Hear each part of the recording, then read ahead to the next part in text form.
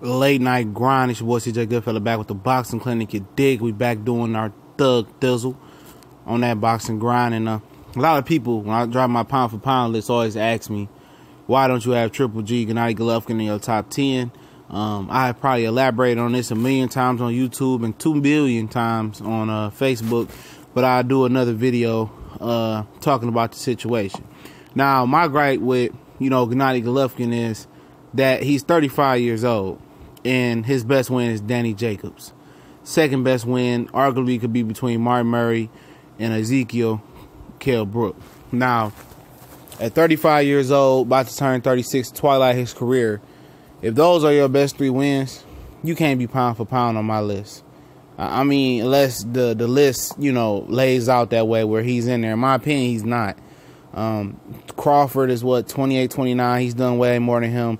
Even a guy like Adrian Broner, who's not in my top 10, but has done way more than Triple G, and he's only 28 years old. They compare, I see the comparisons going between him and Canelo's resume.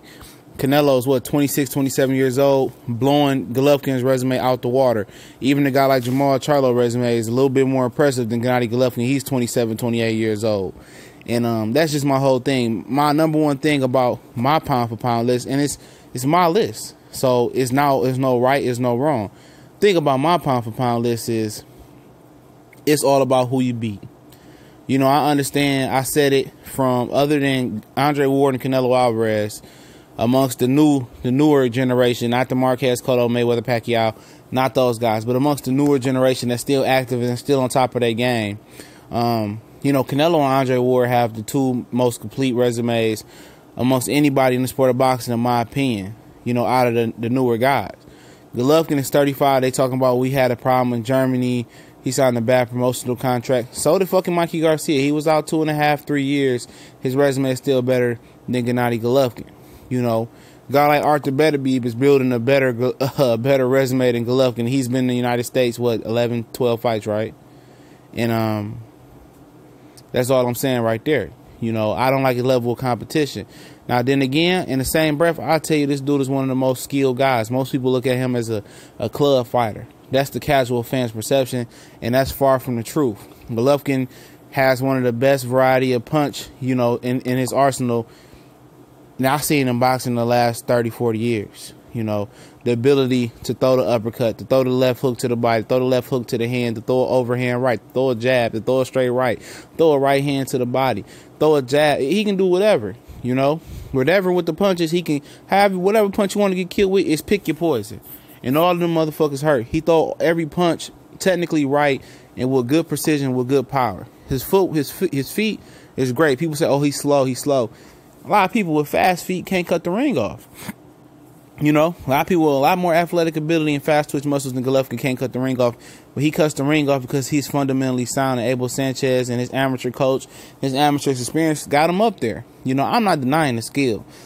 Beating Canelo will make him a top 5 pound for pound fighter, probably a top 3 on my list. And the reason that I stay away from putting him on my list is he had opportunity to fight Andre Ward. He passed that up. That would have made him an instant number 1 pound for pound fighter. Now looking back at it, had a chance to fight Eric Laura instead of fighting a Dominic Wade, a Curtis Stevens. Those guys are no good. Those guys had already been beaten. It's nothing that he did to those guys that hadn't already pretty much been done. Maybe besides knock them out. Big whoop-de-deal. He had opportunities to fight guys. The biggest misconception about him is guys don't want to fight him. Lara called him out. Ward called him out. People say, oh, he was too small for it, but he was willing to move up to fight Carl Froch and Chavez Jr. He said he had to fight anybody from 175 to 154, then they changed it to 68 to 154. He reneged on that. He didn't want to buzz with Canelo on the catchweight. He didn't even want to do a catchweight with Andre Ward. It's all about him being a hypocrite as far as his career and not taking the risks and the chances and not wanting to compromise. And now he's finally compromising to fight Canelo. The sad case is if he goes in there and loses to Canelo, then most people are going to call him a fraud. He never was that good. And I'm like, what I was telling you guys, he didn't have that resume to be seen as that top fighter. But he gonna do good versus Canelo. That's gonna be a good scrap. I can see why people are picking him and favoring him. And if he beats Canelo, if it's by an inch or if it's by 100 miles, he's gonna be probably in my top 3 pound for pound or somewhere in that neighborhood. But he just gotta earn it, in my opinion. And until guys fighting the big fights, I don't know what they are. You know, I have to see them on the big stage in a meaningful fight to see, you know, to really gauge to see how good they are. A lot of guys can beat guys up under the small lights. When the big lights come on, everybody don't perform the same. And that's just my stance on it. Like it, don't like it, it is what it is. We gone.